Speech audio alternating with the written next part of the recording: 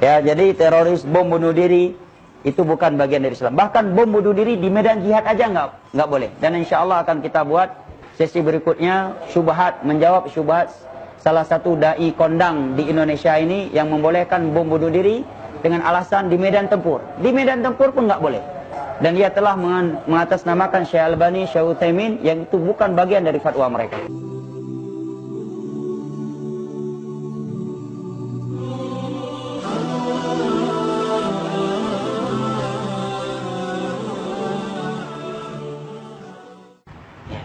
Dan sekarang ini menjadi sasaran adalah teman-teman di Polri dan TNI. Kenapa menjadi sasaran mereka? Karena mereka punya paham begini. Negara Indonesia negara tagut, karena hukumnya bukan hukum Al-Quran dan hadis. Hukumnya hukum Belanda, dan Allah menyatakan langsung mereka bawa ayat, sehingga sangat mudah anak-anak muda itu terdoktrin. Mereka bawa ayat Allah dalam surat Al-Ma'idah, "Wa man lam yahkum bima anzalallah fa ulaika humul kafirun." Barang siapa yang tidak berhukum dengan hukum Allah, maka mereka kafir. Indonesia pakai hukum Belanda, berarti kafir. Kalau kafir, Allah berfirman dalam surat Al-Baqarah, "Waqtuluhum haitsu taqiftumuhum." Bunuhlah orang-orang kafir dimanapun kamu mendapatinya. Dapat di Mariot, bom di Mariot. Di bandara, Polres Cirebon, dan di mana saja. Kemudian syubhat mereka yang lainnya bahwa negara ini tagut. TNI dan Polri adalah pelindung tagut. Maka kita harus membasmi TNI dan Polri terlebih dahulu karena mereka melindungi tagut. Karena kalau mereka masih berada di Indonesia, kita nggak akan bisa membasmi tagut ini. Nah, anak-anak muda yang baru mendengar ayat dan hadis dan nggak punya background agama kan langsung terdoktrin. Apalagi anak-anak muda yang sudah pesimis dari rahman Allah, sudah banyak maksiatnya, banyak maksiat membunuh, judi, zina, kemudian dicekokin, didoktrin. Ini kamu udah banyak kali berdosa, kamu harus mencari amalan yang bisa segera memasukkan kamu dalam surga. Kamu harus cari jalan pintas masuk surga. Maka didoktrin dengan seperti di atas tadi. Kemudian dikatakan ini jalan pintas masuk surga, yaitu bom bunuh diri. Nah, untuk menjawab syubhat mereka di atas, bahwa memang Allah berfirman dalam surat Al-Ma'idah, "Wa man lam yahkum bima anzalallah fa ulaika humul kafirun." Barang siapa yang tidak berhukum dengan hukum Allah, maka dia kafir. Tapi masih ada dua ayat yang berbicara tentang hal yang sama di halaman yang sama. Pada ayat berikutnya Allah menyatakan, "Wa man lam yahkum bima anzalallah fa ulaika humut zalimun." Barang siapa yang tidak berhukum dengan hukum Allah, maka dia zalim. Ayat berikutnya, "Wa man lam yahkum bima anzalallah fa ulaika humul fasikun." Maka dia fasik.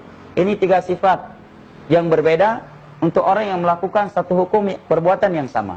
Oleh karena itu para ulama menyatakan bahwa tidak setiap orang yang memakai hukum selain Allah, selain hukum Allah, dia langsung kafir. Kapan menjadi kafir? Apabila dia meyakini selain hukum Allah itu lebih baik daripada hukum Allah, atau setara, atau halal. Dan insya Allah pemerintah kita tidak ada yang meyakini hukum Belanda lebih baik daripada hukum Al-Quran dan hadis. Hanya saja karena tekanan politik atau karena hawa nafsu, maka mereka masih muslim. Belum sampai kafir. Maka yang datang dalam tafsir ayat di atas, sahabat Abdullah bin Abbas menyatakan kufur duna kufur. Kufur yang tidak mengeluarkan seorang dari Islam. Ini jawaban terkait ayat di atas. Kemudian jawaban terkait ayat yang kedua yang mereka gunakan, yaitu firman Allah, "Waqtuluhum haitsu taqiftumuhum." Bunuhlah orang-orang kafir dimanapun kamu mendapatinya. Maka kita jawab. Yang pertama, tadi sudah terjawab bahwa TNI Polri muslim. Pemerintah kita Pak Jokowi dan jajarannya muslim. Ya, dengan penjelasan di atas tadi. Kedua, andai kata orang tersebut orang kafir, maka dalam Islam ini ada rincian orang kafir. Ada 4 jenis orang kafir. Yang pertama kafir muahad. Kafir yang sudah ada perjanjian antara kita dengan mereka untuk hidup damai, untuk genjatan senjata. Ini nggak boleh diambil hartanya, tidak boleh direndahkan kehormatannya, dan tidak boleh ditumpahkan darahnya. Bahkan Nabi bersabda, "Man qatala mu'ahadan lam yajid 'arfal jannah wa inna rihaha la tujadu masirata 40 ama." Barang siapa yang membunuh kafir mu'ahad, dia nggak akan mencium bau surga. Dan bau surga dapat dicium semenjak perjalanan 40 tahun. Ini hadis riwayat Imam Bukhari dari Abdullah bin Umar. Yang kedua, kafir musta'min. Kafir yang masuk ke negeri kita kaum muslimin karena ada jaminan keamanan dari penguasa atau dari oknum muslim.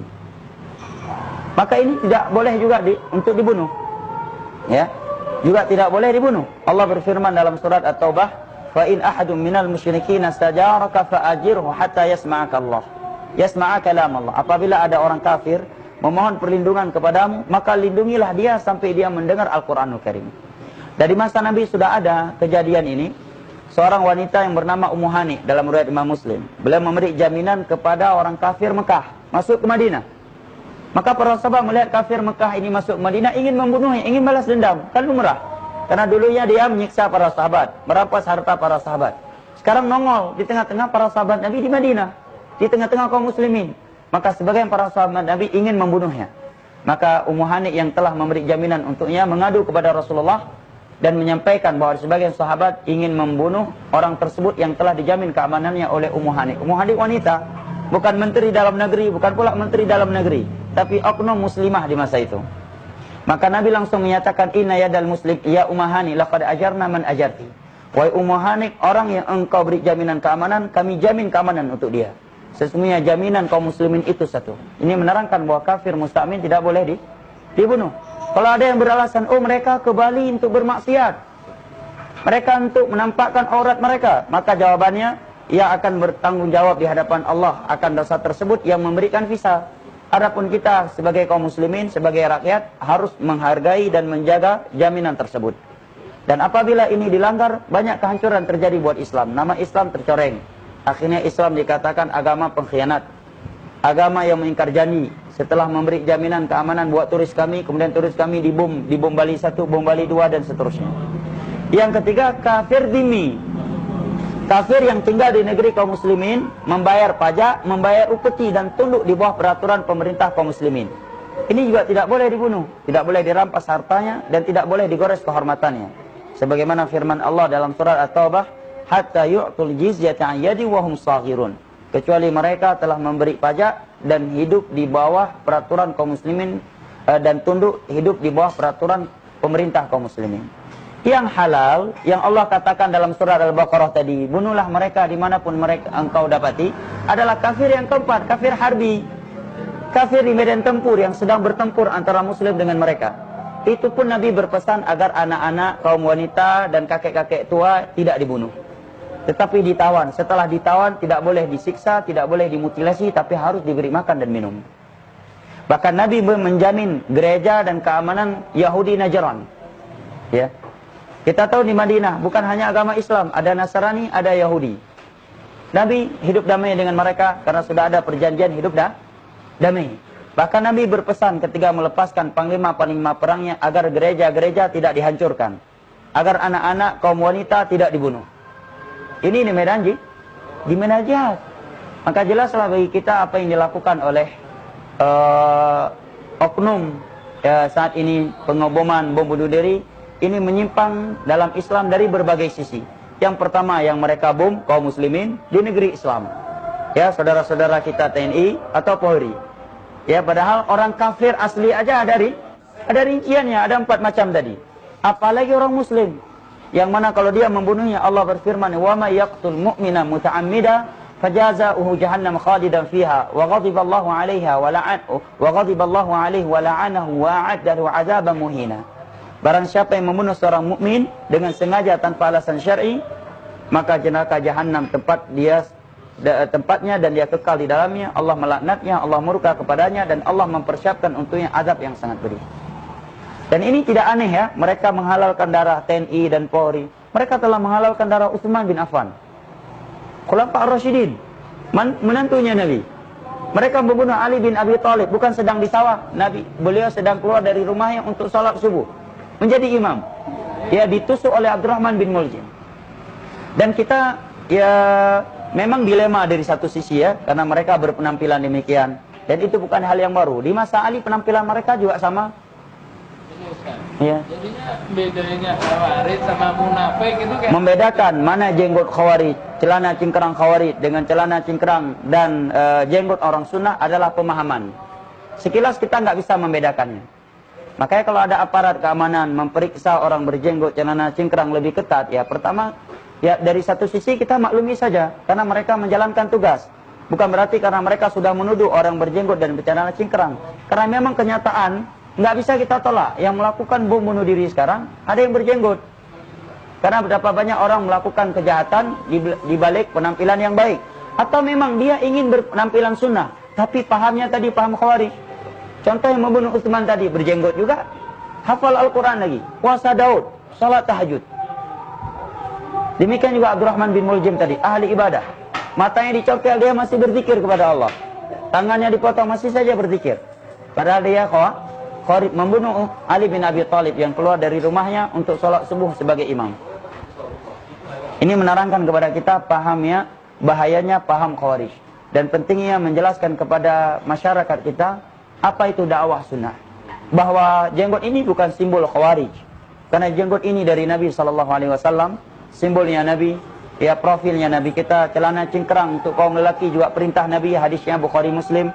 Masalah jenggot juga hadisnya Bukhari Muslim, dan sepakat 4 mazhab tentang jenggot buat kaum lelaki. Hanya saja terkadang kita dilema karena orang-orang yang melakukan aksi seperti itu mereka berpenampilan demikian. Padahal teroris bukan dari Islam, sedangkan jenggot, celana cingkrang adalah simbol keislaman. Wanita cadar juga bagian dari Islam, bukan budaya Arab. Ya, dalam surat An-Nur Allah berfirman ya, wala yubdina zinatahunna illa ma dhahara minha wal yadribna bi khumurihinna ala juyumihinna. Demikian juga di dalam surat Al-Ahzab Allah menyatakan yudinina alaihinna min jalabibihin. Bahkan di antara sahabat Nabi ada yang berpendapat tidak boleh nampak kecuali satu mata. 13 tahun di Mekah istri-istri Nabi enggak ada yang pakai cadar. Istri para sahabat enggak ada yang pakai cadar. Ya. Nabi muncul, orang Arab enggak pakai cadar. Mereka enggak menutup aurat. Beberapa tahun di Madinah baru turun ayat cadar. Sekian tahun di Madinah aja, beberapa tahun awal dakwah di Madinah itu belum ada turun syariat jilbab dan cadar.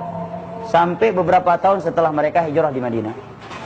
Ya, jadi teroris, bom bunuh diri itu bukan bagian dari Islam. Bahkan bom bunuh diri di medan jihad aja nggak boleh. Dan insya Allah akan kita buat sesi berikutnya syubhat, menjawab syubhat salah satu dai kondang di Indonesia ini yang membolehkan bom bunuh diri dengan alasan di medan tempur. Di medan tempur pun nggak boleh. Dan dia telah mengatasnamakan Syekh Albani, Syekh Utsaimin yang itu bukan bagian dari fatwa mereka. Wallahu a'lam bishawab. Silakan. Ya.